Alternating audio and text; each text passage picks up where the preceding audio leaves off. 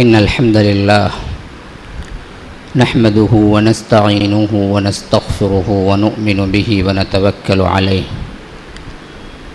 ونعوذ بالله من شرور أنفسنا ومن سيئات أعمالنا من يهده الله فلا مضل له ومن يضلل فلا هادي له وأشهد أن لا إله إلا الله وحده لا شريك له وأشهد أن محمدا عبده ورسوله أما بعد فإن خير الحديث كتاب الله وخير الهدي هدي محمد صلى الله عليه وسلم وشر الأمور محدثاتها وكل محدثة بدعة وكل بدعة ضلالة وفي رواية وكل ضلالة في النار.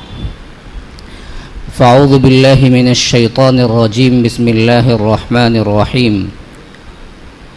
وآتوا النساء صدقاتهن نحلة فإن طبن لكم عن شيء منه نفسا فكلوه هنيئا مريئا.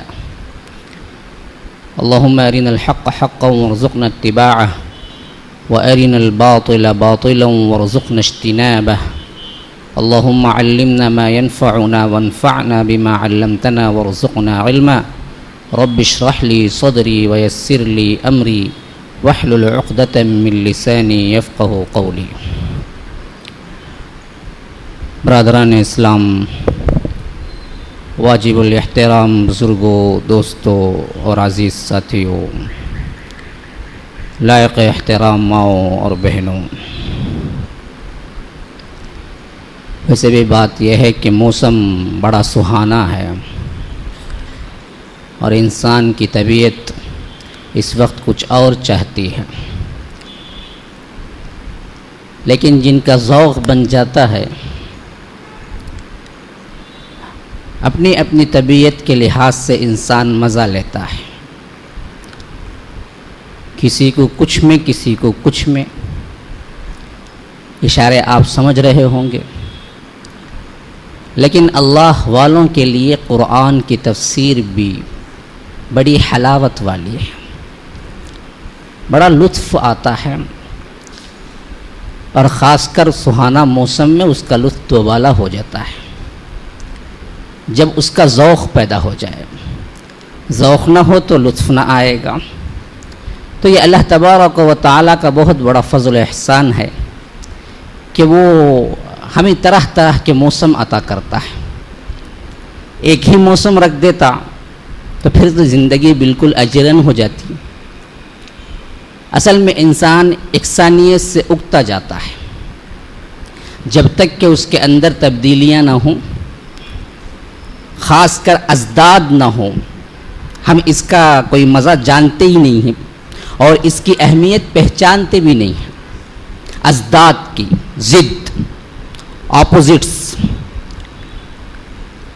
اندھیرا ہو، صرف اندھیرا ہوتا تو کبھی آپ کو اس کی ویلیو پتہ ہی نہیں چلتی جب تک کہ اجالا نہ ہو.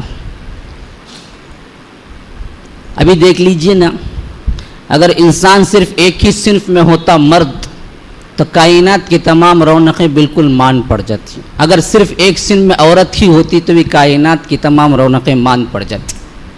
اللہ نے دو ازداد پیدا کیے، مرد اس کا اپوزٹ عورت، عورت اس کا اپوزٹ مرد، تو پھر دنیا قائم ہے، رونقیں ہیں.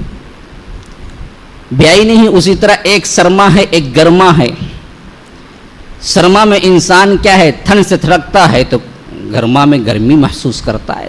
تو گرمی کی اہمیت اس کو اسی وقت معلوم ہوتی ہے جب ٹھنڈ کو وہ محسوس کر چکا ہے، اور ٹھنڈ کی اہمیت اسی وقت معلوم ہوتی ہے جب وہ گرمی کا مزہ چکھ چکا ہے. یہ سب اللہ تبارک و تعالی نے انسان کے لطف کے لیے بنائی ہے. لیکن اللہ والوں کا کام کیا ہے، اس کے اندر صحیح لطف تلاش کرنا ہے، صحیح مزہ تلاش کرنا ہے. جیسا کہ میں پہلے مضمون میں بھی ادا کیا تھا، اصحاب رسول اللہ صلی اللہ علیہ وسلم جب تھکان زیادہ ہو جاتی نمازوں میں مشغول ہو جاتے تھے. ہم تو تھکان ہوتی ہے تو آرام میں تلاش کرتے ہیں کہ اس کا عیش، اس کا لطف.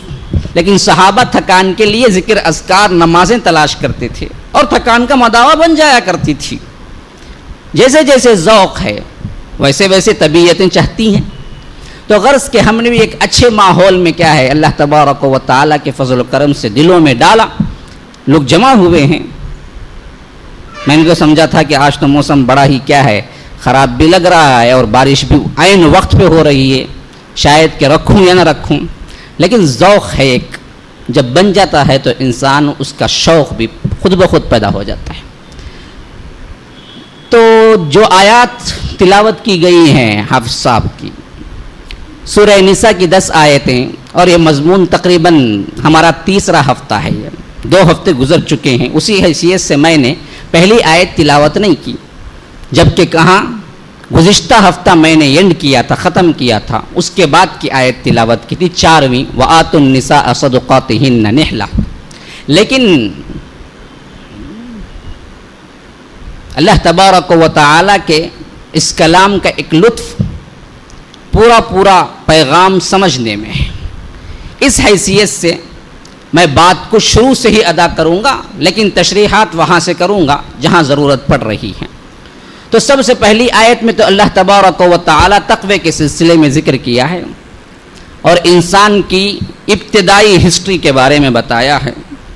یا ایھا الناس اعبدوا یا ایھا الناس اتقوا ربکم الذی خلقکم من نفس واحدہ، اے لوگو اپنے رب سے ڈرو جس نے تمہیں ایک جان سے پیدا کیا ہے، وخلق منہا زوجہا، اور اسی سے اس کا جوڑا بنایا، وبث منہما رجالا کثیرا ونساء، اور اس کے ذریعے سے بہت سے مرد اور بہت سے عورتوں کو دنیا کے اندر پھیلا دیا۔ واتقوا اللہ الذی تساءلون بہ والارحام، اور دیکھو اللہ تبارک و تعالیٰ سے ڈرو جس کا واسطہ دے کر تم ایک دوسرے سے سوال کیا کرتے ہو، اور رشتوں کو کاٹنے سے بھی ڈرو، یہ رشتے اللہ تبارک و تعالیٰ نے قائم کیے ہیں۔ واتقوا اللہ الذی تساءلون بہ والارحام ان اللہ کان علیکم رقیبا، کہ بے شک اللہ تبارک و تعالیٰ تم پہ نگران ہے، تمہیں دیکھ رہا ہے۔ وآتوا الیتامی اموالہم ولا تتبدلوا الخبیث بالطیب، اور دیکھو یتیموں کے مال ان کو واپس امانتاً جو کچھ رکھا گیا ہے برابر واپس کر دو۔ ولا تتبدلوا الخبیث بالطیب، اور اچھا مال برے مال سے تبدیل نہ کرو، خلط ملط نہ کرو، دھوکہ دہی نہ کرو۔ ولا تأکلوا اموالہم الی اموالکم، نہ اپنے مال میں ان کا مان ملا کے چٹ کر جاؤ۔ انہ کان حوبا کبیرا، کہ اللہ تبارک و تعالیٰ کے نزدیک یہ بہت بڑا گناہ ہے۔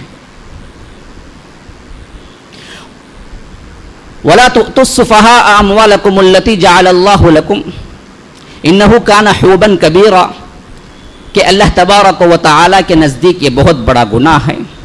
وَإِنْ خِفْتُمْ أَلَّا تُقْسِطُوا فِي الْيَتَامَى فَانكِحُوا مَا طَابَ لَكُم مِّنَ النِّسَاءِ مَثْنَىٰ وَثُلَاثَ وَرُبَاعَ، اگر تمہیں ڈر ہے کہ ان کو نکاح میں لا کر تم انصاف نہ کر سکو گے، یتیم بچیوں کو جو تمہارے زیر سرپرست ہیں، تو ان سے نکاح نہ کرو بلکہ دوسری عورتوں سے نکاح کر لو۔ ہاں اس سلسلے میں تمہیں چھوٹ ہے، 1 سے کرو، 2 سے کرو، 3 سے کرو، 4 سے کرو، 4 تک تمہارے لیے چھوٹ ہے، بیک وقت 4 ہے، ورنہ 1 کے بعد دیگرے کتنے چاہے کر سکتا ہے۔ بیک وقت بیویاں 4 ہیں۔ میں نے گزشتہ کے مجلس میں یہ کہہ دیا تھا کہ حضرت علی کی 9 بیویاں تھیں، پھر بعد میں خیال پیدا ہوا کہ کہیں لوگ یہ نہ سمجھ لیں کہ پہلے تو حکم بتایا ہے کہ 4 تک ہی کرو، پھر بتا رہے ہیں کہ حضرت علی کی 9 بیویاں ہیں، یہ کیسے متضاد بات ہے۔ تو اصل میں بات سمجھ لیجئے، بیک وقت رکھنا 4 مراد ہے، بیک وقت، ایک ہی وقت میں۔ اگر بیوہ ہو گئی یا مر جاتی ہے، یا اسی طرح کیا ہے آپ طلاق دے دیتے ہیں، چھوڑ دیتے ہیں، تو پھر آپشن ہے آپ کے پاس 3 ہیں تو ایک اور کر سکتے ہیں۔ تو اس حیثیت سے، اس نوعیت سے حضرت علی کے 9 بیویاں ہیں، بیک وقت صرف 4 ہے، اور یہ اصول اللہ کے رسول صلی اللہ علیہ وسلم کے لیے نہیں ہے۔ وَإِنْ خِفْتُمْ أَلَّا تُقْسِطُوا فِي الْيَتَامَى فَانكِحُوا مَا طَابَ لَكُم مِّنَ النِّسَاءِ مَثْنَىٰ وَثُلَاثَ وَرُبَاعَ وَإِنْ خِفْتُمْ أَلَّا تَعْدِلُوا فَوَاحِدَةً، تمہیں ڈر ہے ان کے ساتھ انصاف نہ کر سکو گے تو پھر ایک پہ خاموشی اختیار کرو، تمہارے لیے ایک کافی ہے۔ اب گزشتہ کی مجلس میں نے ایک پہلو پہ گفتگو کی تھی کہ چار کا رواج ہونا چاہیے اور اس کو اس طرح کا خیال یا تنگ نظری سے دیکھنا نہیں چاہیے جس طرح ایک ہندوانہ رسم کے لحاظ سے ہمارے ہاں اور خاص کر عیسائیت نے اس کا بڑا پرچار کیا ہے، اور ان کے ہاں طلاق بھی نہیں ہے اور ایک سے زیادہ رکھ بھی نہیں سکتے ہیں، اور یہ بدبختی ان لوگوں کی اپنی ہے، یہ انجیل کا مسئلہ بھی نہیں ہے، حضرت عیسیٰ کا مسئلہ بھی نہیں ہے۔ اور اسی طرح ہندو رسم و رواج کے لحاظ سے بھی یاد رکھ لیجئے، ان کے جو کچھ مہان ہیں ان کی بیویاں تو کروڑوں میں ہیں، ایک دو کی کیا تعداد ہے، ہزاروں کروڑوں میں ہیں ان کی تو بیویاں، ان کے پاس جو رامائن مہابھارت کے قصے ہیں اس لحاظ سے وہ بھی کبھی نہیں اچھال سکتے۔ ہندو ایکٹ مذہبی لحاظ سے بھی کوئی تعداد نہیں ہے بیویوں کو رکھنے کی، یہ 1960 پر 2 میں دراصل قانون بنا ہندوستان کے لحاظ سے کہ ہندو ایک سے زیادہ نہیں رکھ سکتا ہے، یہ قانون ہندوستان کے قانون میں پارلیمنٹ میں بنا ہے، تہذیب اور مذہب میں نہیں بنا ہے، تو وہ بھی کوئی ریمارک نہیں کر سکتے، بلکہ ان کے پاس کیا ہے، اس کے لیے کچھ بھی نہیں ہے، اسلام پر اشارہ کرنے کے لیے، نشانہ بازی کرنے کے لیے۔ رہا اسلام نے یہ کیوں تحدید کی، تو سب سے پہلے سمجھ لیجئے پورے مذاہب میں، عیسائی ہو، یہودی ہو، سکھ ہو، اسی طرح کیا ہو، ہندو ہو، بدھزم ہو، پورے مذاہب میں صرف اسلام ایک واحد مذہب ہے جس نے تعداد کو متعین کیا ہے کہ اس سے نہیں بڑھنا ہے، ہاں اس سے نہیں بڑھنا ہے، ورنہ تو کوئی اور مذہب متعین ہی نہیں کیا ہے۔ جیسا کہ یہودیوں کے لحاظ سے خود بخاری میں بھی روایت ہے، حضرت سلیمان کی 99 بیویاں تھیں، 99، اور یہ تورات میں بھی ہے ان کے پاس، ان کے ہیرو ہیں، پیغمبر بھی ہیں، تو اس حیثیت سے معلوم ہوتا ہے کہ ان کے پاس بھی یہ رواج عام تھا، بالکل عام تھا، تو کسی مذہب نے تعدید نہیں کی، تعیین نہیں کی، یہ صرف مذہب اسلام ہے جو بتا رہا ہے کہ بہت سے بہت کر سکتے ہو تو 4 ہو بس، اس سے زیادہ نہیں۔ کئی اصحاب ایسے تھے جب یہ آیت نازل ہوئی جن کے پاس 8 بیویاں تھیں، اس سے معلوم ہوا عرب میں بھی رواج نہیں تھا، عرب میں بھی رواج نہیں تھا ایک کا، کوئی شخص 10 کرتا تھا، 15 کرتا تھا، 20 رکھتا تھا، اور 8 تو عام تھا، حضرت عمر کے تھے 8، 4 کو چھوڑا 4 کو رکھا جب حکم نازل ہوا۔ اسی طرح 10 تھے اقرا ابن حابس کے، 6 کو چھوڑا 4 کو رکھا، تو وہاں پر بھی عمومی عام رواج تھا عورتوں کو ایک سے زیادہ رکھنے کا۔ یہ اسلام ہے جو سب سے پہلے آپ کو قدغن لگائی ہے، تحدید کیا ہے کہ 4 سے نہیں بڑھ سکتے تم کسی حالت میں، حرام ہو جائے گا۔ اب آئیے دوسرے پہلو پہ، میں نے جب 4 کو رواجن یہ بتایا تھا کہ نہ اس کو غلط سمجھنا چاہیے، نہ ہمیں اسلام میں اس حکم سے مرعوب ہونا چاہیے دوسروں سے۔ مثلا دیکھیے نا جی، عام طور پر جو تبلیغی اور دعوتی پہلو پہ کام کرتے ہیں نا ہندوؤں کے اندر یا عیسائیوں کے اندر، وہ مرعوب سے ہو جاتے ہیں جب وہ لوگ سوال کرتے ہیں کہ یہ تحدید کیوں ہے 4 کی۔ وہ پوچھتے ہیں کہ دیکھو بھائی ہم مسلمان 4 نہیں کرتے، 4 والے کون کون ہیں ہاتھ اٹھاؤ، کوئی بھی نہیں اٹھاتا، 2-3 اٹھاتے، تو جواب دیتے دیکھو بھائی کتنے کم لوگ ہیں، یہ حکم پہ ہم عمل ہی نہیں کرتے، یہ صرف کیا ہے ایک اضطراری کیفیت میں تھا۔ میں کہتا ہوں کہ مرعوب ہونے کی کوئی ضرورت نہیں ہے، ڈنکے کی چوٹ پہ کہیں کہ ہاں 4 ہے ہمارے ہاں، جائز ہے، مرعوب کیوں ہونا ہے؟ ایک پہلو اس کا یہ ہے کہ مرعوب ہو جانا ہے کہ اسلام میں ایک بہت بڑا کیا ہے 4 کا مسئلہ ہے، اسے سمجھانے کے بجائے یوں کہیں کہ ہم 4 نہیں کرتے، ہم 4 نہیں کرتے، ہمیں معاف کر دو، یہ کہنے کی ضرورت ہی نہیں ہے۔ یہ مرعوبیت کے لحاظ سے میں نے بتایا تھا کہ نہ اس کو غلط سمجھیں، نہ اس پہ آپ کو اعتراض ہو، نہ آپ اپنے آپ کو اس حیثیت سے کمزور سمجھیں کہ ہمارے مذہب میں 4 کر کے نشانہ دیا گیا ہے۔ اس پہلو سے بات کی تھی، لیکن اس کا ایک دوسرا پہلو بھی ہے، وہ کیا ہے؟ خود اللہ نے دوسرے ٹکڑے میں اس آیت کے پہلو کو بیان کر دیا ہے، وَإِنْ خِفْتُمْ أَلَّا تَعْدِلُوا فَوَاحِدَةً، اگر تم عدل نہ کر سکو ان کے درمیان، تو معلوم ہوا 4 کرنا جتنا آسان ہے مزے کے لحاظ سے، اتنا خطرناک بھی ہے کہ ان کے درمیان تم انصاف بھی کرنا ہے، معمولی بات نہیں ہے، ورنہ تمہاری آخرت برباد ہو جائے گی، دنیا میں کچھ لطف کے لیے تم آخرت برباد کر بیٹھو گے۔ اللہ کیا مواخذہ ہوگا باقاعدہ. تو اللہ تعدلوا فواحدہ, عدل نہ کر سکو ایک ایک, بس کرو اس پہ. اور صرف اتنا کہہ کے نہیں چھوڑ دیا گیا. اب آگے دیکھیے ٹکڑا, ذالک ادنی اللہ تعولوا, یہ بات اصل میں عدل سے سب سے قریب تر ہے کہ تم ایک کرو. اب آ گئی دوسری پہلو. بعض لوگوں کے اعتراض بھی ہوا کہ کیا ہے 4 بیویوں کے لیے آپ نے کیا اتنے شد و مت کی کیوں بات کی تھی؟ اصل میں شد و مت سے بات اس وجہ سے کیا کہ اس طرح کی ذہنیت ہم بہنوں کے اندر, عورتوں کے اندر بھی رواج پا چکی ہے, اور مرد حضرات کے اندر بھی. ایک تو یہ مسئلہ ہمیں کمزور کیے دے رہا ہے, دوسرے ہم سمجھتے ہیں کہ یہ ایک ظلم ہے, اور ہم اپنے آپ میں مجرم بن جاتے ہیں جب کوئی غیر مسلم پوچھتا ہے. اس بدبخت سے جواب دینا چاہیے کہ بھائی تمہارے مذہب میں کوئی تعداد ہے؟ تمہارے ہنومان جی, وشنو جی, انہوں ہے نا, وہ تو کروڑوں کی رکھتے تھے بیویاں. تمہارے قصص تو ایسے ہیں تم خود بیان نہیں کر سکتے تھے. ہاں, کوئی نہا رہی تھی, کپڑے چرا کے لے کے چلا گیا, وہ تو ان کا مشہور واقعہ ہے. تو تمہارے اپنے کرتوت پہ تو نظر ڈالو پہلے, پھر اس کے بعد ہم پہ بھی اعتراض کرو, ہم جواب دیں گے. تو وہاں مرعوب ہونے کی ضرورت نہیں. عموماً میں بچپن میں بڑے جایا کرتا تھا اس طرح کے پروگرام میں جو غیر مسلم دعوتی پروگرام ہوتے ہیں, تو وہاں پر عموماً سوال کا جواب یہی دیکھا. جب کوئی غیر مسلم پوچھتا کہ تم میں 4 بیویاں کیوں ہیں, تو فوری طور پر مقرر کہتے کہ ہاں بھائی 4 بیویوں والے کتنے ہیں, ہاتھ اٹھاؤ. کوئی بھی نہیں اٹھاتا, اتنا بڑا مجمع. کہتے یہ دیکھیں کیا, یہ حکم پہ کوئی عمل نہیں کرتا, ہمیں اتنے لوگ جمع ہوئے, 4 بیویوں والے کون ہیں؟ ابھی یہ مجمع بیٹھا ہوا, 4 بیویوں والے کون ہیں, ہاتھ اٹھاؤ. ہاں, اللہ کے فضل سے ایک بھی نہیں ہے. اب یہ ایک بھی نہیں ہے تو کیا سب سے بڑی دلیل بن گئی کہ ایک ناجائز ہے؟ ہاں, تو یہ جو مرعوبیت ہے یہ غلط ہے.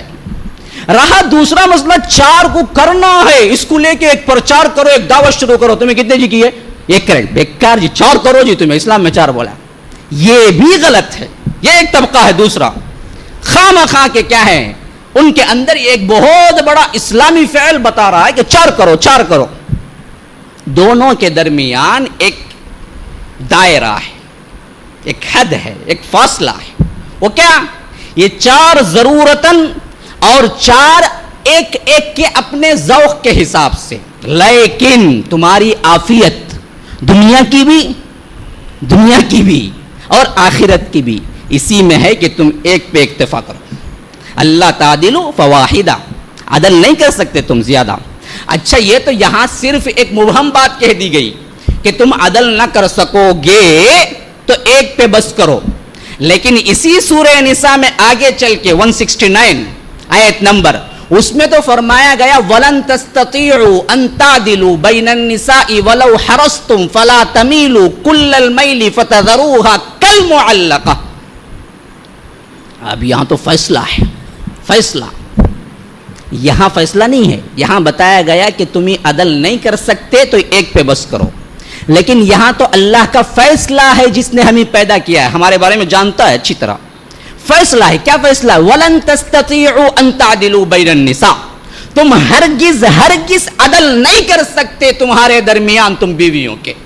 ایک سے بڑی وَلَن تَسْتَطِيعُوا, تم استطاعت ہی نہیں رکھتے کہ ان کے درمیان عدل کر سکو. ایک سے بڑی ہیں تو عدل کرنا معمولی بات نہیں ہے. ان تعدلوا بین النساء ولو حرصتم, خواہ تم اس کے حریص کیوں نہ ہو, یعنی زیادہ کیوں نہ چاہو کہ ہم کیا کریں گے, عدل کریں گے, پھر بھی نہیں کر سکتے. یہ کیوں کہہ رہا ہے؟ بتانا مقصود ہے کہ یہ معاملہ بہت گھمگیر ہے, بہت خطرناک ہے کہ ایک سے بڑی تو ان کے درمیان عدل کرنے کا یہ معمولی بات نہیں ہے, اور تم انصاف نہیں کر سکتے ان کے درمیان, خاص کر قلبی میلان کے درمیان, قلب کی حیثیت سے. انہیں 1000 دیتے ہو, انہیں 1000 دیتے ہو, انہیں ایک جوڑا دیے, انہیں بھی ایک جوڑا دے دیتے ہو, لیکن قلب کی کیفیت کا کیا کرو گے؟ کسی کی طرف جھک رہا ہے, کسی کی طرف زیادہ وقت دینے کے لیے چاہ رہا ہے, کسی کی طرف نہیں جھک رہا ہے. قلب کو کیا کرو گے؟ اس حیثیت سے تو انسان بے بس ہے نا, کسی بیوی کو زیادہ چاہتا ہے, کسی کو کم ہو سکتا ہے. تو اسی لیے فرمایا کہ وَلَن تَسْتَطِيعُوا, تم استطاعت ہی نہیں رکھتے, ان تعدلوا بین النساء ولو حرصتم, کہ ان کے درمیان عدل کر سکو خواہ تم حریص کیوں نہ ہو. فلا تمیلوا کل المیل فتذروها کالمعلقہ. تو عدل کے ساتھ، انصاف کے ساتھ، ان کے ساتھ حسن سلوک کرو. اس کا معنی یہ ہے کہ تم ایک ہی طرف جھک کے نہ رہ جاؤ، ایک کو لٹکتا نہ چھوڑ دو. یعنی شادی تو کیا ہے، ان کی جائز 2 بیویاں ہیں، ایک کے پاس تو زیادہ جاتے ہیں، ایک کے پاس ہی رہتے ہیں، اور ایک کو گویا کہ بالکل چھوڑے رکھا ہے. نہ وہ ان کی بیوی کہلانے کے مستحق ہے، نہ وہ غیر کے ساتھ شادی کرنے کے مستحق ہے. ایسی حالت میں چھوڑ کے رکھ دیا. یہ نہیں ہونا چاہیے، بس یہ بتایا گیا ہے. تو ایک پہلو یہ ہے کہ آپ ایک سے زائد ضرورتاً یا ذوقاً کر سکتے ہیں، اور یہ بالکل جائز چیز ہے، کراہت والی نہیں ہے. معاشرے میں اس کو 2 نظری سے نہیں دیکھنا چاہیے، کوئی ان کے اوپر دھبا نشان نہیں لگانا چاہیے. یہ ایک پہلو ہے. دوسرا پہلو اس کا یہ ہے کہ اللہ تبارک و تعالی نے عدل کے ساتھ ایمان کی اور دنیا کی سلامتی یہی رکھی ہے کہ ایک پہ بس کیا کرو، فواحدہ او ما ملکت ایمانکم، یا نہیں تو لونڈی ہیں تمہارے لیے، ان کی کوئی تعداد نہیں ہے. اور میں پہلے بتا چکا ہوں کہ یہ لونڈیاں صرف جنگ میں آئے کرتی ہیں، اب لونڈی خرید نہیں سکتا، وہ زمانہ گیا. ذالک ادنی اللہ تعولوا، یہ ہے تمہارے عدل سے قریب تر بات، کسی کی طرف جھک نہ جاؤ. اب اسی سلسلے کی آیت ہے، یہاں سے تشریح شروع ہو رہی ہے. وآتوا النساء صدقاتهن نحلہ فإن طبن لكم عن شيء منه نفسا فكلوه هنيئا مريئا. دیکھو خوش دلی کے ساتھ اپنے بیویوں کی مہر ادا کرو. صدقات یہ مہر کی جمع ہے، صدقتن کی. تو خوش دلی کے ساتھ مہر ادا کرنا بیویوں کا یہ آپ لوگوں پر ضروری قرار دیا گیا ہے. بد دلی کے ساتھ دھوکہ دینے کے لیے فرضی مہر، یہ تینوں چیزیں اس بات سے نکل جاتی ہیں. اور بات یاد رکھ لیجئے، دل کی نیت کے بغیر صرف لکھاوٹ میں کوئی مہر لکھا اور ادا نہ کیا، مر گیا، تو اس کا تعلق زنا ہے، اور اس کے بچے زانی کے بچے ہیں. آج یہ رواج ہمارے ہاں کیا ہے، اب تو اللہ کا بہت بڑا فضل و کرم ہے، ایک طرح کا شعور پایا جاتا ہے، چھوٹا ہو یا بڑا ادا کرنے کی کوشش کی جاتی ہے. لیکن ہمارے بچپن میں تو یہ صرف رواجن بات ہوا کرتی تھی کہ اتنا مہر ہے.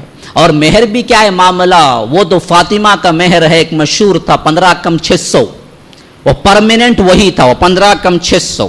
پوچھے یا نہ پوچھے، بس وہ کیا ہے، بہت بڑا مالدار کروڑ پتی بھی کیوں نہ ہو، وہ 15 کم 600 لکھا دیا، اور لکھنے کے لیے، بس ادا کرنے کے لیے بھی نہیں ہے.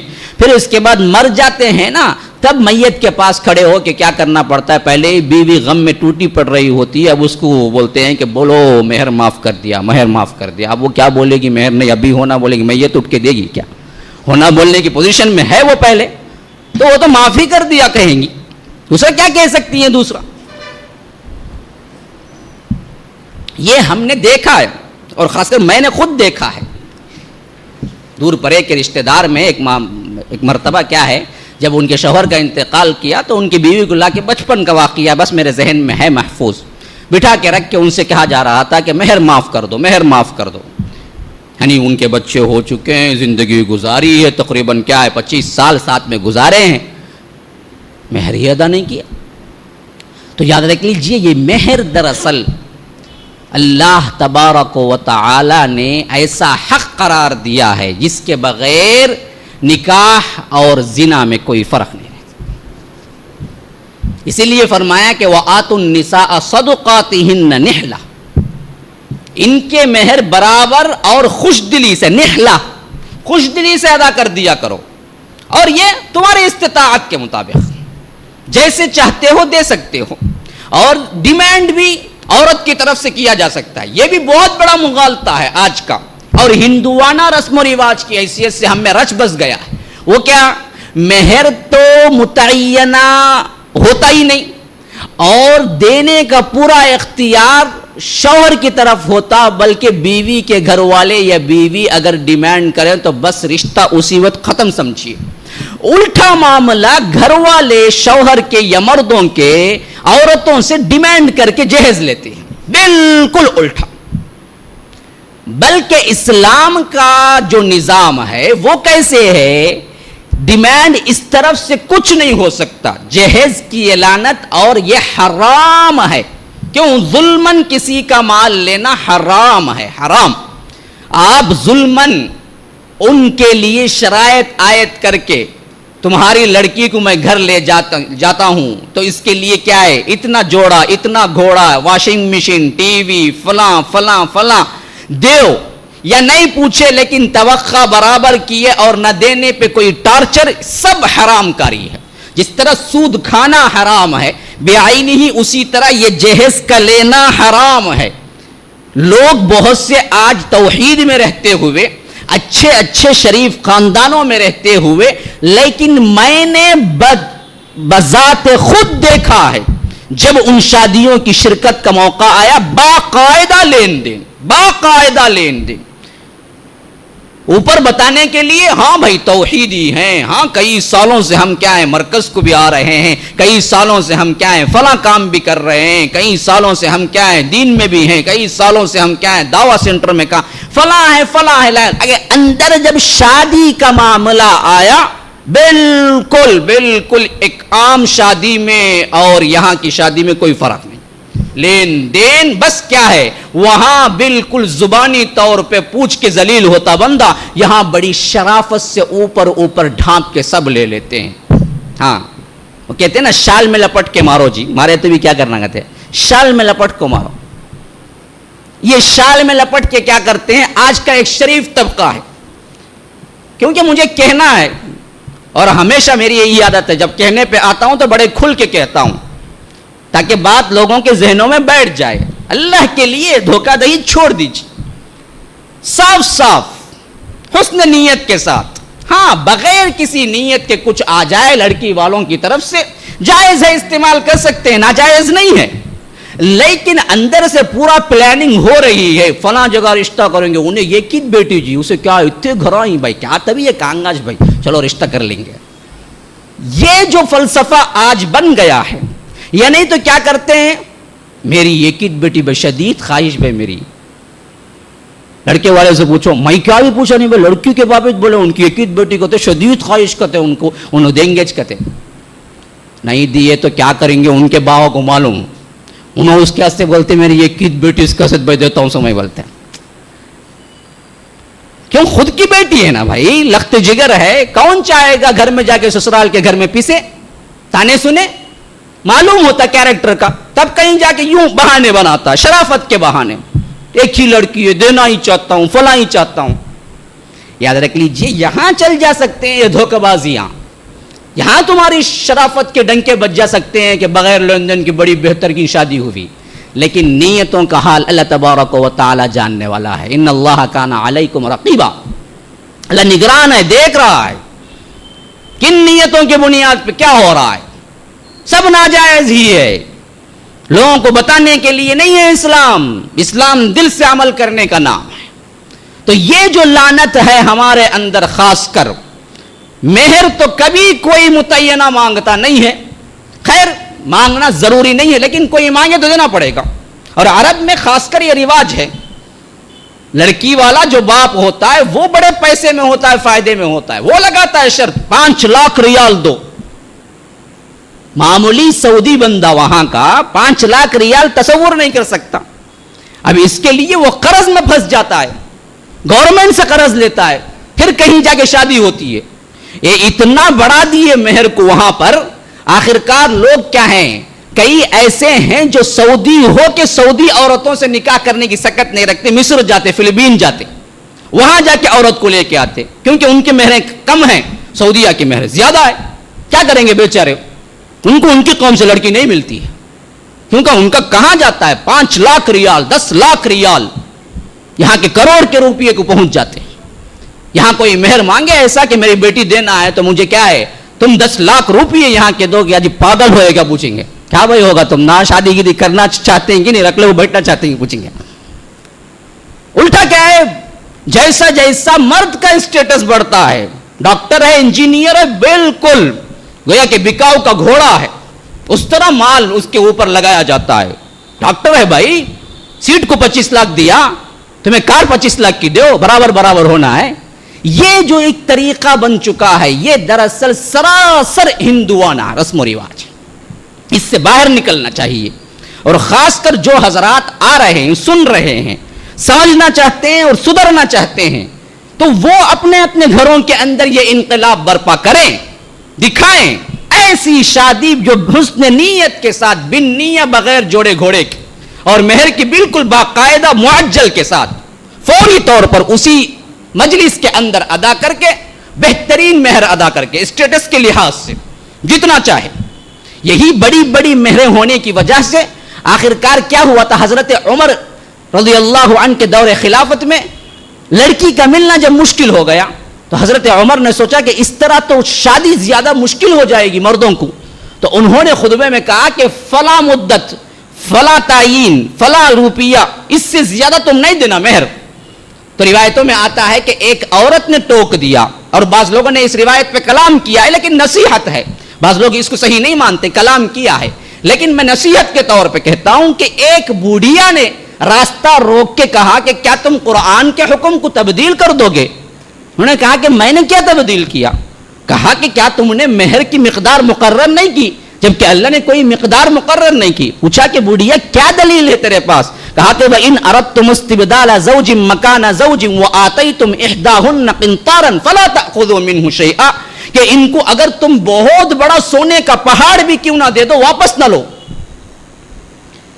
تو اللہ کہتا ہے کہ بہت بڑا سونے کا پہاڑ بھی کیا مہر میں دے سکتے ہو, اور تم کہتے ہو کہ اتنے سے زیادہ نہیں دینا ہے. تو کہا کہ اللہ تبارک و تعالیٰ کا شکر ہے کہ ایک میری رعایا کی ایک کمزور عورت کے ذریعے سے عمر کی ہدایت کرتے. یہ تھے عمر, فوری طور پر اپنا حکم واپس لے لیا. تو ایک طرف یہ معاملہ ہے کہ مہر کی زیادتی بھی کہیں بوجھ بن جاتی ہے معاشرے میں, جس طرح عرب ممالک میں ہو رہا ہے.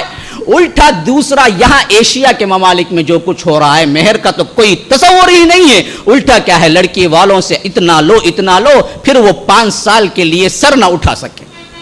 باپ پورا کما کے ریٹائر ہوتے وقت اپنی بیٹی کی شادی کرتا ہے, پھر قرضداری میں پھنستا ہے تو قبر کی گود میں چلا جاتا ہے. یہ حیثیت ہے آج جو ہو رہا ہے معاشرے کے اندر. اور ایک ڈیسنٹ طبقہ معاشرے کا وہ ہے جو بالکل اس میں تماشائی کی حیثیت رکھتا ہے, نہ منہ سے مانگتا ہے نہ غریب لڑکی کا رشتہ قبول کرتا ہے. میں یہ بتانا چاہتا ہوں, سائلنٹ کام کیا ہے, ایسا رشتہ تلاش کرو کہ خود ہاتھ میں آ جائے پورا پورا, اور یہ مانگنے کی لعنت سے بھی بچ جائے, معاشرے میں بھی عزت رہ جائے. یاد رکھ لیجئے یہ دوغلی پالیسی ہے, ایسا نہیں ہونا چاہیے. آپ تلاش کریں ان لوگوں کو تاکہ یہ غربت مٹے اور غریبوں کی لڑکیاں اچھے گھرانوں میں پہنچیں.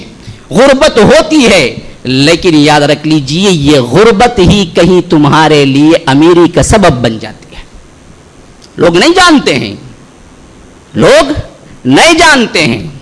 ایک بات ہے, صرف ایک بات, جس کو اللہ تبارک و تعالی نے دولت سے جوڑا ہے, دوسری کسی بات کو دولت سے نہیں جوڑا.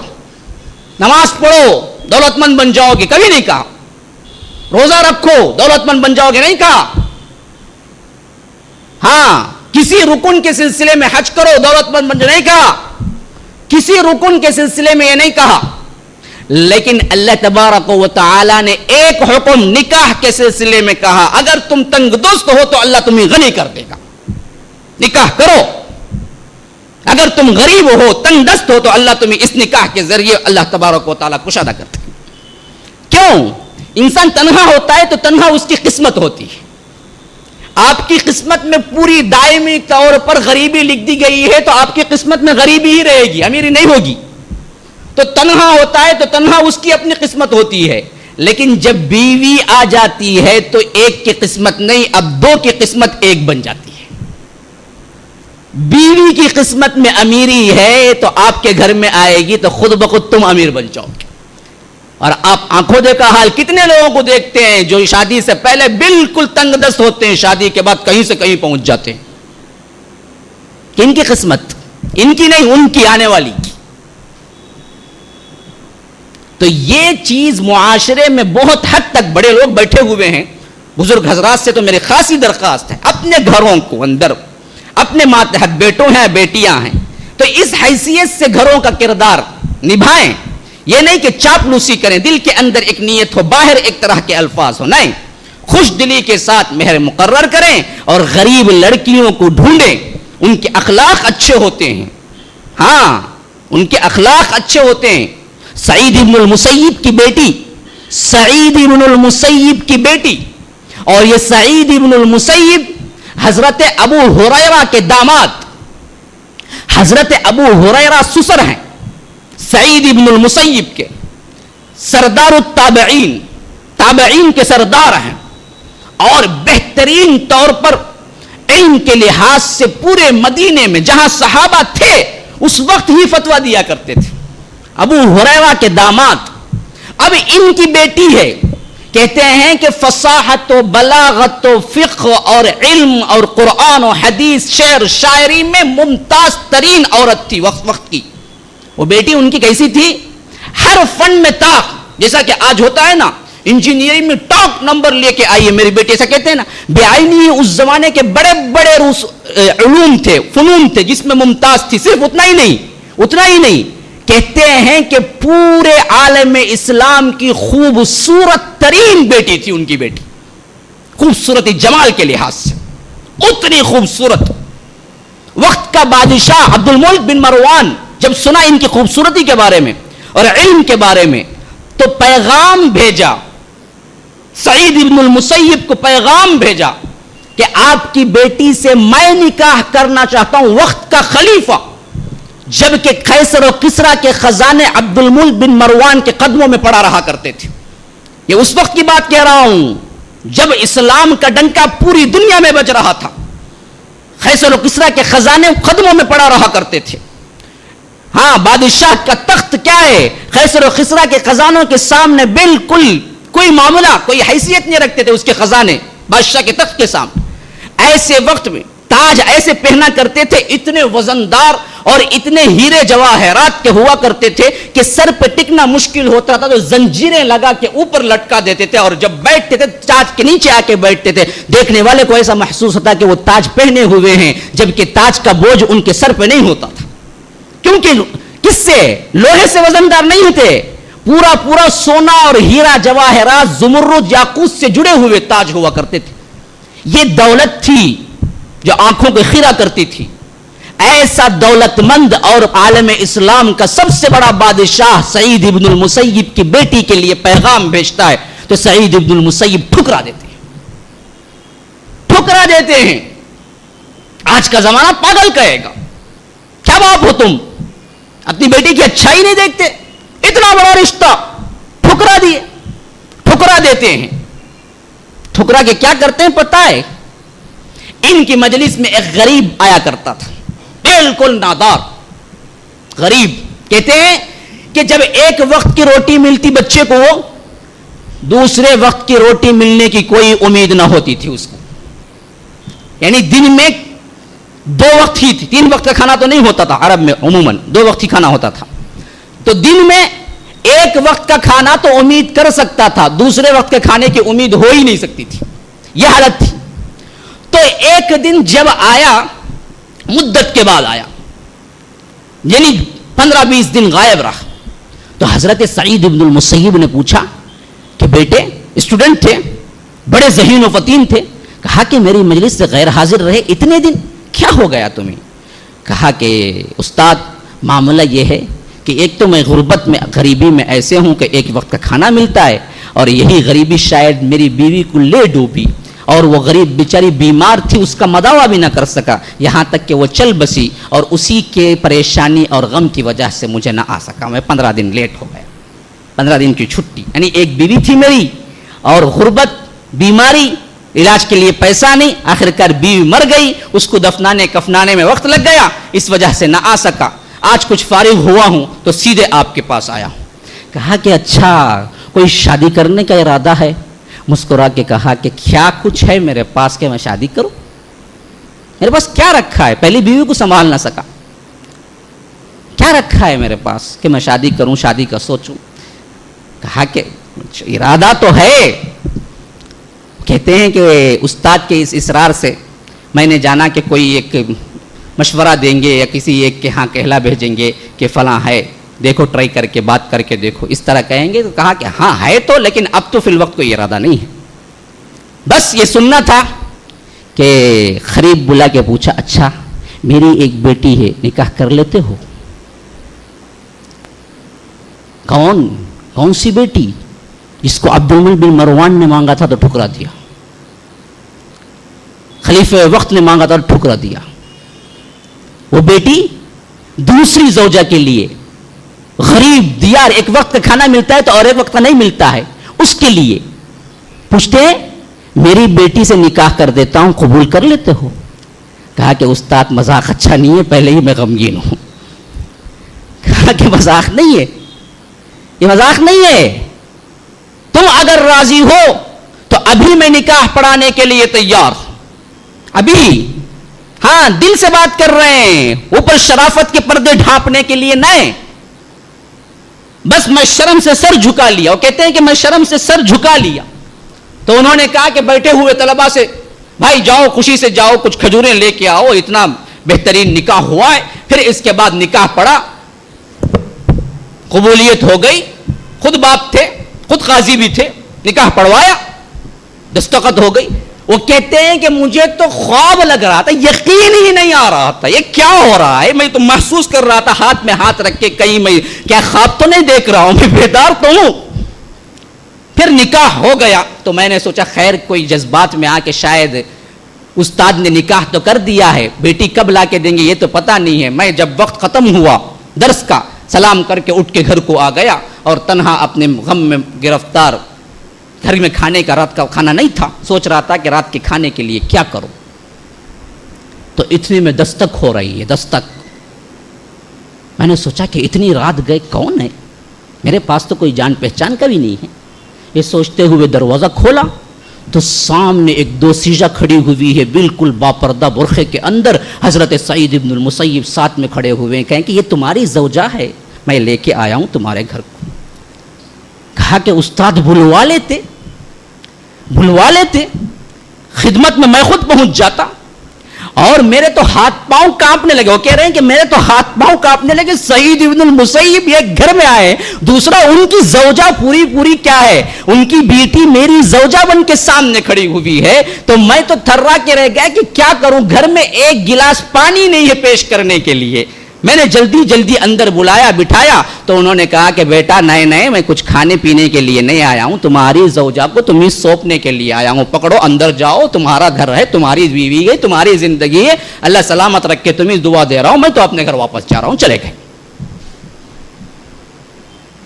ابھی بڑا طویل ہے واقعہ، لیکن جو نصیحت کا پہلو ہے یہ میں بیان کر دیا. یہ تھے ہمارے اسلاف. ہاں یہ تھی زندگیاں ان کی. ہمیشہ علم کو دیکھا کرو، شرافت کو دیکھا کرو. پیسہ سب کچھ نہیں ہوتا، پیسہ سکون کو برباد کر دینے والا ہوتا ہے. پیسے کے پیچھے مت جاؤ.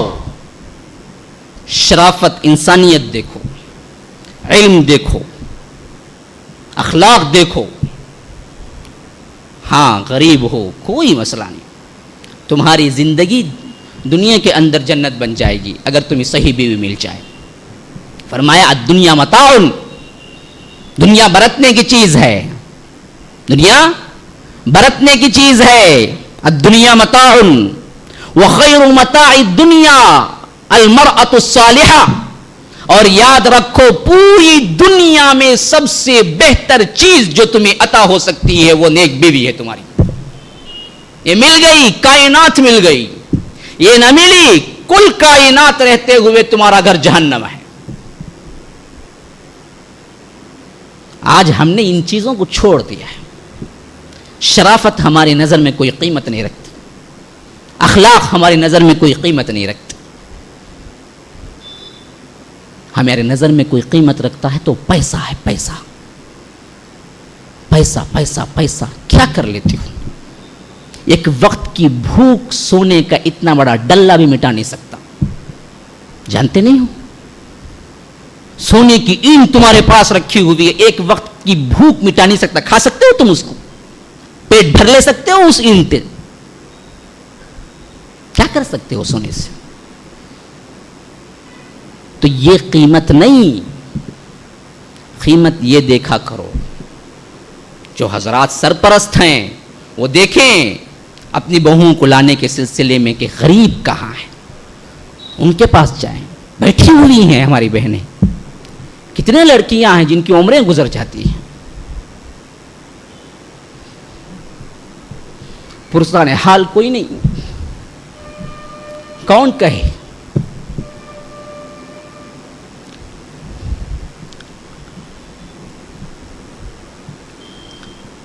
ہمارے دل نہ بدلیں گے تو کس کے دل بدلیں گے؟ کمیونٹی مدد کرنے کے لیے تیار نہیں، جس کے پاس پیسہ ہے مدد کرنے کے لیے تیار نہیں، جن کے پاس دولت کے انبار ہیں مدد کرنے کے لیے تیار نہیں. معاشرے کا ایک غریب طبقہ پس رہا ہے.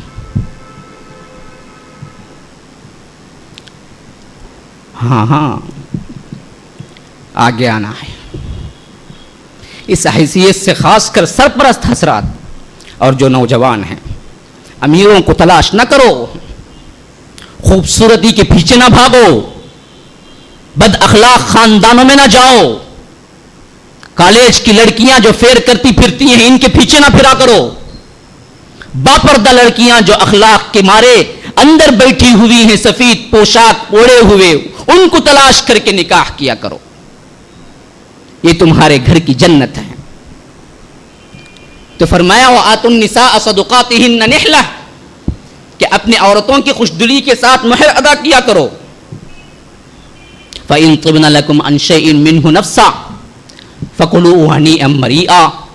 ہاں اگر وہ خود چاہ کے کچھ دے دیا کریں، کچھ معاف کر دیا کریں کہ چلو آپ نے تو مہر دے دیا اپنا حق، لیکن میرا کیا ہوتا ہے، آپ تو شوہر ہیں، آپ ہی کا ہے سب کچھ، وہ ریٹرن کر دی یا کچھ دے دی اس میں سے، تو اللہ کہتا ہے کہ فَكُلُوهُ هَنِيئًا مَرِيئًا، خوشی خوشی کھاؤ پیو، اس میں تمہارے لیے کوئی رکاوٹ نہیں ہے. عموماً ہوتا بھی ہے، شادی کے وقت کیا ہے 20,000 روپیہ 50,000 روپیہ مہر مقرر کر دیا. شادی کے بعد اللہ تعالیٰ ایسی، دیکھیے اجنبی ہوتے ہیں دونوں خاندان اور دونوں لوگ، لیکن یہ شادی اللہ نے کیا محبت رکھی ہے اس سے. اور اس حلال چیز کو چھوڑ کے ایسے بدبخت لوگ ہیں جو حرام کاری میں سکون ہی نہیں ہے، صرف 2-3 منٹوں لمحات کے لذت کے لیے اپنی زندگی دنیا بھی آخرت بھی برباد کر لیتے ہیں زنا کے ذریعے. اللہ کے رسول نے فرمایا 2 محبت کرنے والیوں کے لیے نکاح سے بڑھ کر کوئی اور چیز نہیں ہے. نکاح محبت کو مضبوط کرنا ہے. یہ بدبختی ہے آج کے معاشرے کی کہ نکاح تو کرتا نہیں لیکن محبت کے نعرے لگاتا ہے، اور نکاح کا جب وقت آتا ہے تو چکما دے کے بھاگ جاتا ہے. ہیں کتنے ہیں جنہوں نے کیا کیا، نکاح سے پہلے سب کچھ کر لیا، نکاح سے پہلے پوری لذت اٹھائی، جب عورت کو حمل ٹھہر گیا تب مانگا کہ تمہارا خود بیٹا ہے میرے پیٹ میں، کہا کہ اب تو میں شادی نہیں کر سکتا، تم تو بدکار ہو. بدبخت کس نے کیا، کس کا ثمرہ، کس کا نتیجہ، تیری بدبختی کا. تو یاد رکھ لیجئے محبت پہلے بعد میں نکاح نہیں. اسلام کا اصول یہ ہے کہ پہلے نکاح پھر محبت. اور یہ نکاح ایک ایسا بندھن ہے بالکل جو اجنبی لوگوں کو ایسے ملاتی ہے کہ ایک دوسرے پہ نچھاور ہو جاتے. اس کا سکون، جس کی میٹھاس، کوئی گناہ خواہ خوبصورت ترین عورت بھی مل جائے گناہ کے ذریعے آپ محسوس نہیں کر سکتے، جو اللہ نے نکاح میں رکھا ہے. تو ہوتا یہ ہے کہ مہر لی، لیکن بعد میں کیا ہے، بیوی شوہر سے کہتی ہے کہ تمہارا مال کیا ہمارا مال کیا، الگ الگ کیا، اب تو ہم دونوں جسمانی لحاظ سے 2 ہیں تو دل کے لحاظ سے 1 ہے، ایک قالب 2 جسم، چاہو تو یوز کر لو جی، چاہو تو اٹھا لو جی. کہتی ہے نہیں کہتی؟ تو اللہ کہتا ہے کہ اگر ایسا معاملہ ہو تو تم بھی خوشی سے کھاؤ پیو. فَإِن طِبْنَ لَكُمْ عَنْ شَيْءٍ مِّنْهُ نَفْسًا، تمہارے لیے کوئی رکاوٹ نہیں ہے. فَكُلُوهُ هَنِيئًا مَرِيئًا، کھاؤ خوشی سے. اب یہاں تک تو یہ معاملات تھے، پھر وہی سلسلہ جڑ رہا ہے جو یتیموں کا سلسلہ ہے. وَلَا تُؤْتُوا السُّفَهَاءَ أَمْوَالَكُمُ الَّتِي جَعَلَ اللَّهُ لَكُمْ قِيَامًا وَارْزُقُوهُمْ فِيهَا وَاكْسُوهُمْ وَقُولُوا لَهُمْ قَوْلًا مَّعْرُوفًا. ہاں اب یتیم بچے زیر سرپرست ہیں آپ کے، تو بچے ہیں، اب کوئی یہ سوچتا ہے کہ کہاں میں پرورش کروں، کہاں میں ان کی دیکھ بھال کروں، ان کا مال کیوں رکھوں، ان کا مال ہے، یہ لے جاتے ہیں، کھاتے ہیں، اڑا دیتے ہیں، محفوظ رکھتے ہیں، ہمیں کیا لینا دینا، خواہ مخواہ رکھ کے بعد میں کیا ہے ہمارے اوپر کوئی الزام لگے تو ان کو کیا ہے بچپن ہی میں دے دیتے ہیں اٹھا کے۔ اب وہ بچے کیا کرتے ہیں، ان کو پتہ ہی نہیں ہے دنیا کے سلسلے میں، سب مال کیا ہے اڑا بیٹھتے ہیں، یا کہیں اور کوئی لے جاتا ہے، کسی نے دھوکہ دے دیا، بڑے ہو کے اب خلاش ہو گئے، باپ بڑا پیسے والا تھا لیکن جلدی مر گیا، اور بیٹے کیا ہے آج بھیک مانگتے پھر رہے ہیں۔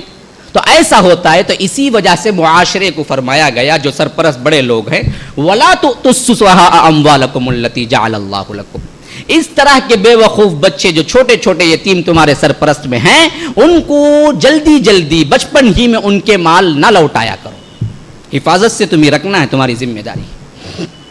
کیوں؟ الَّتِي جَعَلَ اللَّهُ لَكُمْ قِيَامًا وَارْزُقُوهُمْ فِيهَا وَاكْسُوهُمْ۔ ہاں دنیا کی بھی اہمیت ہے اسلام کی نظر میں حلال کمائی کے ذریعے، اسی لیے اللہ نے فرمایا کہ تمہاری زندگی گزارنے کے لیے اس پیسے کو، اس دنیا کو اللہ نے خود ذریعہ بنایا۔ الَّتِي جَعَلَ اللَّهُ لَكُمْ قِيَامًا وَارْزُقُوهُمْ، تمہاری زندگی کا قیام یہ پیسے کے ذریعے ہی ہے۔ سب کچھ چھوڑ چھاڑ کے رہبانیت اختیار کرنا اسلام کا شیوا نہیں، دنیا کے اندر رہو، دنیا دل کے اندر نہ آئے۔ جس طرح کشتی سمندر میں تیرتی ہے لیکن اندر پانی آئے تو ڈوب جاتی ہے، اسی طرح انسان دنیا کے اندر رہے لیکن دل کے اندر نہ آ جائے، دل کے اندر آ جائے تو پھر ڈوب جائے گا۔ تو اسی وجہ سے فرمایا کہ اس کی بھی اہمیت ہے، تو اس کو بیجا اسراف، دور اندیشی کے ساتھ زندگی گزارو۔ تمہارے پاس پیسہ کسی ایک کا امانت ہے، بچہ چھوٹا ہے، خواہ مخواہ اس کو لوٹا کے کیا ہے وہ برباد کر دے گا، ضائع کر دے گا، نہیں، حفاظت کے ساتھ رکھو، اللہ نے تمہیں ذریعہ بنایا ہے۔ الَّتِي جَعَلَ اللَّهُ لَكُمْ قِيَامًا وَارْزُقُوهُمْ فِيهَا وَاكْسُوهُمْ وَقُولُوا لَهُمْ قَوْلًا مَّعْرُوفًا۔ ہاں جب تک وہ بڑے نہیں ہو جاتے تب تک ان کو کھلاؤ، ان کے پیسے سے پہناؤ، اچھا پہناؤ، اور جب کبھی وہ کچھ پیسے وغیرہ مانگیں کہ ہاں ہمارے لیے کیا ہے یہ چیز خریدنا ہے، اس وقت بھی ان کو کیا ہے اچھی طریقے سے نرم بات کہہ کے ان کے بات کے معاملات کو ختم کیا کرو۔ کتنا زیادہ دیکھیے اللہ خیال رکھ رہا ہے بندوں کا، کمزور طبقہ یتیموں کا، اور بچپن میں تو کوئی پوچھتا ہی نہیں ہے، لیکن اللہ نے کیسے احکامات اتارے ہیں دیکھیے۔ اب میں ترجمہ پڑھتے چلے جاتا ہوں کیونکہ ہمارے پاس وقت بھی نہیں ہے، اور یہ خاص کیا ہے احکامات صرف ترجمے سے سمجھ میں آ جا سکتے ہیں۔ وَابْتَلُوا الْيَتَامَى حَتَّى إِذَا بَلَغُوا النِّكَاحَ، ہاں ان کا امتحان کرتے رہو یہاں تک کہ وہ نکاح کی عمر کو پہنچ جائیں۔ چھوٹے بچے ہیں یا بچیاں ہیں، آپ کی سرپرستی میں ہیں، تو آپ ان کو دیکھتے رہنا، کب بڑے ہو رہے ہیں تب تک ان کو کھانا پینا سب دیکھنا۔ وَابْتَلُوا الْيَتَامَى حَتَّى إِذَا بَلَغُوا النِّكَاحَ فَإِنْ آنَسْتُم مِّنْهُمْ رُشْدًا فَادْفَعُوا إِلَيْهِمْ أَمْوَالَهُمْ، جب وہ اپنے سن رشد کو پہنچ جائیں، بلوغت کو پہنچ جائیں، بڑے ہو جائیں، میچور ہو جائیں، پیسہ کیا ہے جان لیں، اچھی بری چیز کے اندر امتیاز آ جائے، تو تب انہیں کیا کرنا ہے، فَإِنْ آنَسْتُم مِّنْهُمْ رُشْدًا فَادْفَعُوا إِلَيْهِمْ أَمْوَالَهُمْ، بلا کے کیا کرنا، لو بھائی تمہارے باپ کا مال اتنا میرے پاس تھا، اور اتنے سال میں تمہیں خرچہ کیا، پلایا کھلایا، وہ اتنا پیسہ کٹ گیا، دیکھو حساب برابر، اب یہ اتنا باقی ہے، یہ تمہارے ہاتھ میں پکڑا دیتا ہوں، تمہیں لے لو۔ فَادْفَعُوا إِلَيْهِمْ أَمْوَالَهُمْ وَلَا تَأْكُلُوهَا إِسْرَافًا وَبِدَارًا أَن يَكْبَرُوا، دیکھو نہ اسراف کر کے اس میں جلدی جلدی مال ختم کرنا، نہ اپنے آپ کو شامل کر کے زیادہ لے لینا۔ مثلا آپ نے سرپرستی کی ہے تو اللہ کہتا ہے کہ جو معاوضہ ایک سرپرست لے سکتا ہے اتنا لے سکتے ہو، لیکن اسرافن و بدارن، اسراف بھی نہیں کرنا، جو جلدی جلدی اب انہیں بڑا ہو رہا ہے، ابھی کیا ہے خرچہ کر ڈالیں گے جی، بڑا ہوا تو بول ڈالیں گے، بات تیرے اوپر خرچہ کرو برابر ہوگا، با کیا بھی نہیں ہے میرے پاس۔ بدارن جلدی جلدی، اسرافن چھوٹا بچہ ہے جو مانگے میرا کیا جی جاتا ہے، اس کے باوا کا پڑا ہے اٹھا کے دو جی، نہیں، اسراف بھی نہیں، یہ دونوں سے روکا ہے۔ وَلَا تَأْكُلُوهَا إِسْرَافًا وَبِدَارًا أَن يَكْبَرُوا، اس خدشے کے تحت کہ یہ بڑے ہو جائیں، اس وجہ سے جلدی جلدی یا اسراف کر کے خرچہ نہ کرو۔ فَمَنْ كَانَ غَنِيًّا فَلْيَسْتَعْفِفْ وَمَنْ كَانَ فَقِيرًا فَلْيَأْكُلْ بِالْمَعْرُوفِ۔ اب دیکھیے دوسرا اصول، یہ سب اخلاقی ہے، بتایا کہ اگر مالدار سرپرست ہے تو وہ یتیم کے مال سے کچھ نہ لے، ومن کان فقیرا فلیأکل بالمعروف، لیکن سرپرست فقیر ہے، وہ خود اپنے بچوں کو دیکھنے والا ہے، تو اب یتیم کا مال اس کے پاس ہے، تو یتیم کے جو کچھ سرپرستی کے لیے خرچہ پیسے ہیں وہ پیسے اس میں سے لے سکتا ہے، اپنے کھانے کے لیے بھی لے سکتا ہے، لیکن غنی ہے تو نہیں لے سکتا. غنیا فلیستعفف ومن کان فقیرا فلیأکل بالمعروف. فإذا دفعتم إليهم أموالهم فأشهدوا عليهم، جب مال ان کو لوٹاؤ ان یتیم بچوں کو تو ایسے ہی نہیں لوٹانا ہے، اندر اندر، کل کے دن تمہیں کوئی الزام نہ رکھ دے یا تم پھنس جاؤ. کہا کہ نہیں، فاشهدوا إليهم أموالهم، گواہ بلاؤ، ایک دو بڑے لوگوں کو، گھر والوں کو بلا لو، سامنے بیٹھک بٹھا دو، کہو کہ دیکھو بھائی اتنا دن میرے پاس مال تھا، آج میں ان کو حوالے کر رہا ہوں، آپ لوگ گواہ ہیں. فاشهدوا إليهم، یہ ہیں یتیموں کے اصول. وَكَفَى بِاللَّهِ حَسِيبًا. اللہ کہتا ہے کہ لیکن جب کچھ قانونی کارروائی ایک طرف، اللہ تمہاری نیتوں کو بھی جان رہا ہے اور اللہ حساب لینے کے لیے کافی ہے. تم جس نیت سے لوٹا رہے ہو، رکھ رہے ہو، شرافت کا لبادہ اوڑھ رہے ہو، لوگوں کو بتا رہے ہو، یہ سب کچھ اللہ کی نظر میں ہے. صحیح حساب تو اس وقت اللہ تبارک و تعالی تم سے لے لے گا. للرجال نصیب مما ترک الوالدان والاقربون وللنساء نصیب مما ترک الوالدان والاقربون مما قل منه او کثر نصیبا مفروضا. اب یہ پھر دوسرے ایک اس وقت کے رواج کے حساب سے ایک قانون بیان ہو رہا ہے. وہ یہ کہ اس زمانے میں کوئی مر جاتا تھا تو اس کا جو ترکہ وراثت تھی وہ تو مرد تقسیم کر لیتے تھے، عورتوں کو کچھ نہیں ملتا تھا. تو اللہ نے سب سے پہلے عورتوں کو وراثت میں حق دیا اسلام، آج سے 1400 سال پہلے. آج ہماری بدبختی ہے کہ ہم پہ الزام لگایا جاتا ہے کہ 2 حصے مردوں کو کیوں ہیں، عورتوں کو 1 حصہ کیوں ہے، اور یہ ظلم زیادتی کیوں عورتوں کے ساتھ ہو رہی ہے. بدبختی یہ ہے کہ جب کوئی حصہ ہی نہیں تھا تب حصہ دو کہنے والا یہ صرف مذہب اسلام ہے. اسی لیے فرمایا کہ للرجال نصیب مما ترک الوالدان والاقربون، مردوں کے لیے ترکے میں ان کا حصہ ہے جو ان کے باپ اور رشتہ دار چھوڑ جائیں. وللنساء نصیب مما ترک الوالدان والاقربون، عورتوں کے لیے ان کا حصہ ہے جو ان کے والدین اور ان کے رشتہ دار چھوڑ جائیں. مما قل منه او کثر، خواہ وہ تھوڑی ہی چیز کیوں نہ ہو اور زیادہ، 1 روپیہ بھی ہو تو وراثت میں برابر تقسیم ہوگا. مما قل منه او کثر نصیبا مفروضا. اللہ تبارک و تعالی نے یہ لکھ دیا ہے، فرض کر دیا ہے ہر ایک کے لیے کہ جو جتنا حصہ پانا ہے ان کو برابر برابر دے دینا چاہیے. نصیبا مفروضا. وَإِذَا حَضَرَ الْقِسْمَةَ أُولُو الْقُرْبَى وَالْيَتَامَى وَالْمَسَاكِينَ فَارْزُقُوهُم مِّنْهُ وَقُولُوا لَهُمْ قَوْلًا مَّعْرُوفًا. فرمایا کہ جب وراثت تقسیم ہو رہی ہو، اس وقت اگر کوئی وراثت میں حصہ پانے والا نہیں ہے، وہ رشتہ دار غریب آ جائے تو اس کے لیے بھی کچھ اپنا دل بڑا کر کے دے دیا کرو، کیونکہ اتنا مال تقسیم ہو رہا ہے. حضر القسمۃ اولو القربى والیتامى والمساکین، کوئی یتیم آ جائے، کوئی مسکین آ جائے، فارزقوهم منه وقولوا لهم قولا معروفا، کہ اللہ تبارک و تعالی کہتا ہے کچھ نہ کچھ دے دیا کرو. اگر کچھ بھی نہیں دینا ہے تو کم از کم اچھی بات کہہ کے چلا دیا کرو. یوں نہ کہو کہ بھائی ہمارا مال تقسیم ہو رہا ہے، تمہیں کہیں گیا گئے ٹیمپو برابر دیکھ کو آئے، دیکھو جی برابر تقسیم کرنے کا ٹیمپو. ایسی باتیں نہ کرو. قولوا لهم قولا معروفا وليخشى الذين لو تركوا من خلفهم ذرية ضعافا خافوا عليهم فليتقوا الله وليقولوا قولا سديدا. اللہ اکبر، بڑا پیارا اصول ہے، اور اللہ تبارک و تعالی انسانی ہمدردی کے لحاظ سے کتنا بہترین انداز اختیار کیا ہے. کہتا ہے کہ وَلْيَخْشَ الَّذِينَ لَوْ تَرَكُوا مِنْ خَلْفِهِمْ. آج یتیم تمہارے پاس ہاتھ پھیلاتا ہے، غریب کیوں ہے، بے سہارا کیوں ہے؟ اس کا باپ بچپن میں مر گیا. یتیم وہی ہے جس کا باپ بچپن میں مر جاتا ہے. اگر یہی معاملہ تمہارے ساتھ ہو جاتا، تمہارے چھوٹے چھوٹے بچے ہوتے اور اللہ تعالیٰ تم نہ بلا لیتا، تمہارے بچے یتیم ہو جاتے، کیا حال؟ اس حیثیت میں اپنے آپ کو رکھ کے دیکھو.